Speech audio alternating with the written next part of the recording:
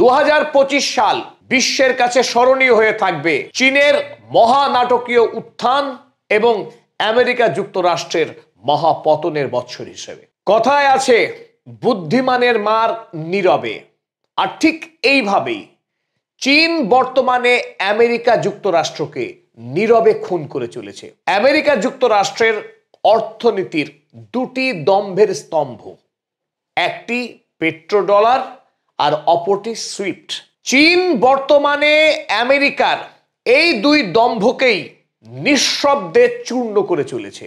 Atlantic মহাসাগরে পৃথিবীর সর্ববৃহৎ টাইটানিক জাহাজ ডুবন্ত হিমশৈলে আঘাত করে যেভাবে চূর্ণ হয়ে ডুবে গিয়েছিল, ঠিক সেইভাবেই বর্তমানে চীনের তৈরি কিপস এবং পেট্রো ওয়ানের সঙ্গে সংঘাতে নিঃশব্দে ডুবে যেতে চলেছে পেট্রোডলার এবং সুইফট ব্যবস্থা। আর এরই সাথে সাথে আমেরিকা যুক্তরাষ্ট্রের বিশ্বজোড়া যে আধিপত্য, তার স্বৈরাচার, লুণ্ঠন, তার সমাপ্তি হতে চলেছে।